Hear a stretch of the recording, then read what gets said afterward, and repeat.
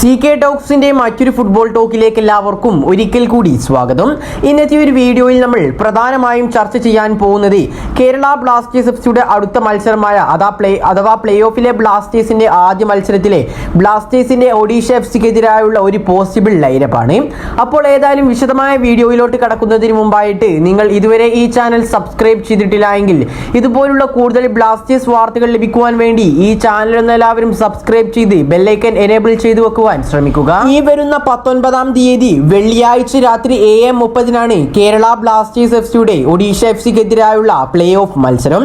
ഈ ഒരു മത്സരം ബ്ലാസ്റ്റേഴ്സിനെ സംബന്ധിച്ചിടത്തോളം ഒരു എവേ മത്സരമാണ്.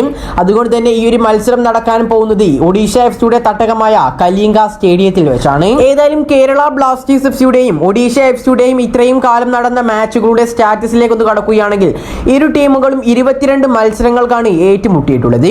അതിൽ 9 മത്സരങ്ങൾ ബ്ലാസ്റ്റേഴ്സ് വിജയിച്ചപ്പോൾ വെറും 6 മത്സരങ്ങൾ മാത്രമാണ് ഒഡീഷ എഫ്സിക്ക് വിജയിക്കാൻ സാധിച്ചിട്ടുള്ളത്. അതേസമയം 6 മത്സരങ്ങളാണ് ബ്ലാസ്റ്റേഴ്സ് ഒഡീഷ എഫ്സിയോട് പരാജയപ്പെട്ടിട്ടുള്ളത്. ഒഡീഷ എഫ്സി ആണെങ്കിൽ ബ്ലാസ്റ്റേഴ്സിനോട് 9 തവണ പരാജയപ്പെട്ടിട്ടുമുണ്ട്. ഇതിൽ സമനില പിടിച്ച മത്സരങ്ങൾ ഇരു ടീമിന്റെയും 7 മത്സരങ്ങളാണ് കണക്കാക്കിയിട്ടുള്ളത്. ഏതായാലും ഇരു ടീമുകളുടെയും ഈ ഒരു മത്സരങ്ങളിലെല്ലാമുള്ള ഗോളുകൾ ഒന്ന് നോക്കുകയാണെങ്കിൽ ഇരു ടീമുകളും 29 ഗോളുകൾ വീതമാണ് നേടിയിട്ടുള്ളത്. ഇത് കൂടാതെ ഈ ഒരു ISLന്റെ 10ാം സീസണിലെ ആദ്യപാദ മത്സരങ്ങളിൽ ബ്ലാസ്റ്റേഴ്സും ഒഡീഷ എഫ്സിയും നേടിയിട്ടുണ്ടായിരുന്നപ്പോൾ കേരള ബ്ലാസ്റ്റേഴ്സ് എഫ്സി 1-2 ഗോളുകൾക്ക് ഒഡീഷ എഫ്സിയെ പരാജയപ്പെടുത്തിയിട്ടുണ്ടായിരുന്നു. ഇനി ഏതായാലും നമുക്ക് കേരള ബ്ലാസ്റ്റേഴ്സ് എഫ്സിയുടെ പ്ലേ ഓഫിലെ ആദ്യ മത്സരത്തിലെ ആ ഒരു പോസിബിൾ ലൈനപ്പിലേക്ക് ഒന്ന് കടക്കാം. ഗോൾ പോസ്റ്റിലേക്ക് നോക്കുകയാണെങ്കിൽ ബ്ലാസ്റ്റേഴ്സിന്റെ ഗോൾ വല കാക്കാൻ വേണ്ടി ലാറ ശർമ്മയാണ് ഉണ്ടാവാൻ സാധ്യതയുള്ളത്. ഇനി പ്രതിരോധ നിരയിലേക്ക് നോക്കുകയാണെങ്കിൽ Milos Drincic, Marko Leskovic, Sandeep Singh, Aibanbha Dohling എന്നിവരാണ് അടിനിരക്കാൻ സാധ്യതയുള്ളത്. സെന്റർ ബാക്കുകളായിക്കൊണ്ട് മിലോസ് ഡ്രിൻസിച്ചും ലെസ്കോവിച്ചും കളിക്കുമ്പോൾ റൈറ്റ് ബാക്ക് ആയിക്കൊണ്ട് സന്ദീപ് സിംഗും ലെഫ്റ്റ് ബാക്ക് ആയിക്കൊണ്ട് ഐബൻബ ഡോഗ്ലിംഗും കളിക്കാനാണ് സാധ്യത കാണുന്നത്. അതേസമയം മധ്യനിരയിലേക്ക് നോക്കുകയാണെങ്കിൽ ജീക്സൺ സിംഗ്, വിപിൻ മോഹനൻ, മുഹമ്മദ് ഐമൻ, സൗരവ് മണ്ഡൽ എന്നിവരാണ് കളിക്കാൻ സാധ്യതയുള്ളത്.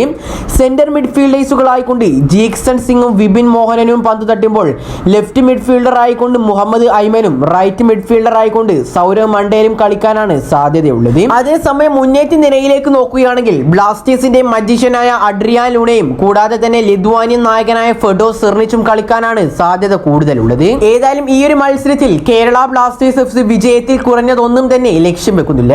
കാരണം ഇത്തവണയെങ്കിലും ബ്ലാസ്റ്റേഴ്സിന് ISLലെ 10ാം സീസണിലെ ആ ഒരു കിരീടം നേടിയെടുക്കണം തന്നെ എന്നാണ് ആഗ്രഹം.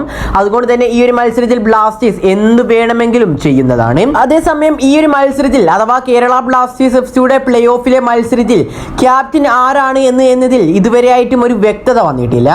ലൂണയാവുമോ അല്ലെങ്കിൽ മാർക്കോ ലെസ്കോവിച്ച് ആവുമോ എന്നതാണ് എല്ലാവരുടെയും സംശയം.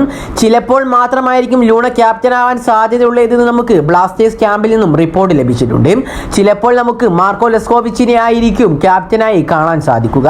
ഏതായാലും ഈ ഒരു ലൈനപ്പിനെ കുറിച്ചുള്ള നിങ്ങളുടെ അഭിപ്രായങ്ങളും കൂടാതെ തന്നെ നിങ്ങൾക്ക് പോസിബിൾ ആയി തോന്നുന്ന ലൈനപ്പും ഇതുകൂടാതെ നിങ്ങൾക്ക് ഈ ഒരു മത്സരത്തിൽ ബ്ലാസ്റ്റേഴ്സിന്റെ സ്കോറും ഒന്ന് നിങ്ങൾക്ക് പ്രെഡിക്റ്റ് ചെയ്യാൻ സാധിക്കുമെങ്കിൽ കമന്റായി രേഖപ്പെടുത്താൻ ശ്രമിക്കുക.